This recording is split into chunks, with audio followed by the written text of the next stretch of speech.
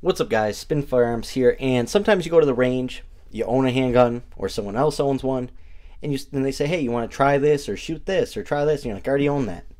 Then you pick it up and you shoot it, you're like, holy crap, why haven't I been carrying that? Well, that's why we're here today. Welcome to the Carry Rotation Glock 48.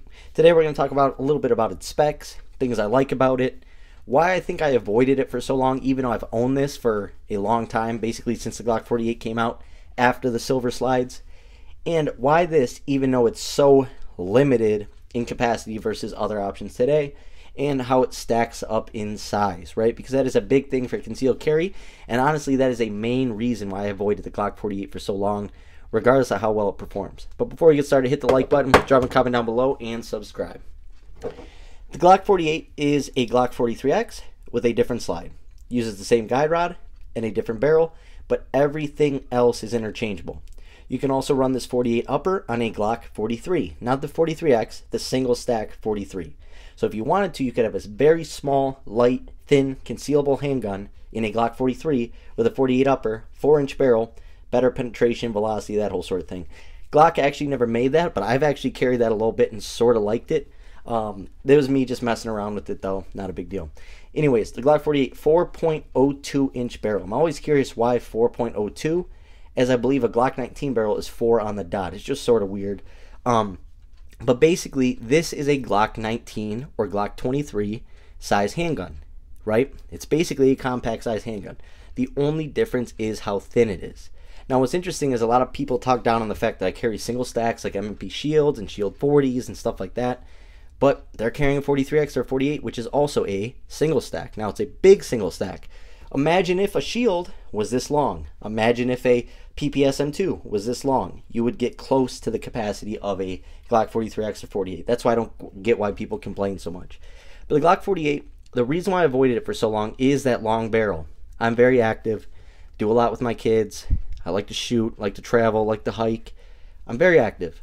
I need something that I'm going to be comfortable with. And just having a shorter slide and barrel like this in a Glock 43X made me feel like that, right? I love the 43. I love my 43X, honestly. Now, that's what threw me off at first. And I immediately went out and bought an upper for a 43 or 43X and made a 43X out of it. As you can see, I bought this early on before the MOS version was available, right? There's no rail on this. So this is an older Glock 48. But this thing runs flawlessly. And this thing is now going in my carry rotation. And that will officially make it the largest handgun that I actually carry outside of my house, which is actually pretty interesting. And it's the largest handgun I've ever carried. Let's compare it to the Glock 19 real quick. This is a Gen 3 Glock 19. Now for this comparison, ignore the base plate. 10+1 on the right with OEM mags, 15+1 on the left. As you can see, that slide is really skinny because it's the same width as a Glock 43 slide. The frame is about 0.1 inches thinner on the 43X and 48, as you can see. I mean, look at that. They're basically the exact same length. Now, size-wise this way, they're the exact same. The only difference is 0.1 inches thinner and that little extra bit of length on the barrel. So what are you getting? You're getting much better velocity, accuracy, that whole sort of thing. But for self-defense, that doesn't really play as big of a role as you think it would. 78% of the time, you just need to present your firearm or claim you have one, and your self-defense encounter stops. But this comes with a 10+1 setup, and that's the only way I would carry this. And I'm going to be swapping out this mag catch back to the OEM one, because honestly, I've been just running the 43X and the 43, or the 43X and the 48 just to test Shield Arms mags, PSA Dagger mags, that whole sort of thing. But as you can see, I have an OEM mag in there. I'm going to be swapping back, and that's exactly how I'm going to run this thing. Now, I'm going to get a specific holster that's designed like this, so it's a little bit more comfortable while carrying, having a little bit of cant on it versus just being straight up and down. That can get uncomfortable while appendix carrying. But also, we're just going to be designing a holster for this, as well as many other models, that will carry really well, even though it's a little bit bigger than your average concealed carry handgun. I'm fine with 10+1. A lot of people aren't. One thing I will say, I get a lot of crap for it, but I care. Like, I legit care. Do not carry with Shield Arms mags. Do not carry with PSA mags. I don't care what you've been told, what you've seen from your own testing. They go bad. They just do. And it's not they go bad from the start. The springs eventually become soft and weak I'm telling you guys, I've done these tests at my house. I've kept them loaded for months at a time and then take them out to the range and see, do they perform the way they should? And they don't. I'm telling you guys, OEM mags. But anyways, that extra weight and length actually does really help with reliability. But the number one thing, I mean not reliability, shootability. But the number one thing I like about this handgun is how it handles.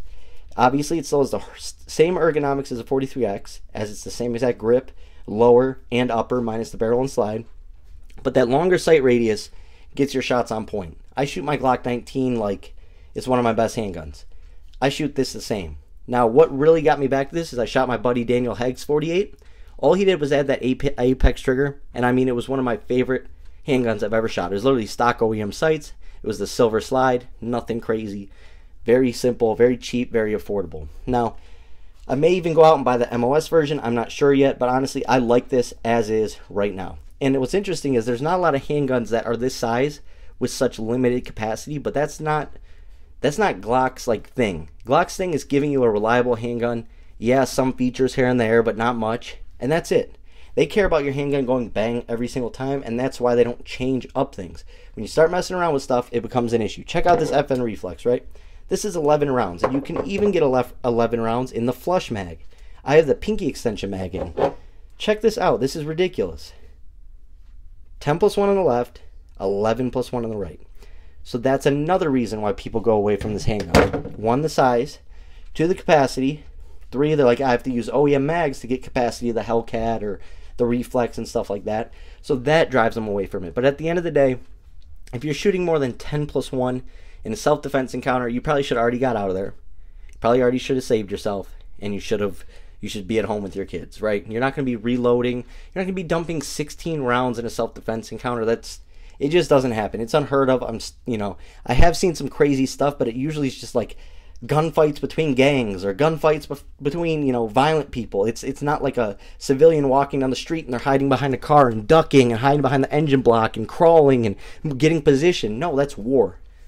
We're just literally taking our kids to the park and going to concerts and just living life, right? Anyways, Glock 48, absolutely amazing. Ergonomics on point. Shootability on point. Trigger is better than any other Glock trigger out there.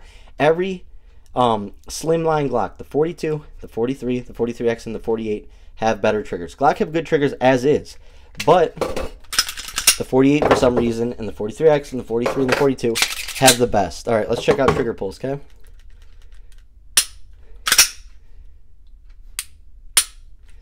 Now here's the Glock 19. See how spongy that is? See? Creep. Break. Even though I shoot this like a beast. A little bit shorter reset, I think, but that first trigger pull, mushy, mushy, mushy. And Glock triggers really do vary a lot. It's weird. Like, you can have 2 Glock 19 Gen 3s that came off the same line. They could shoot completely different. But, see that?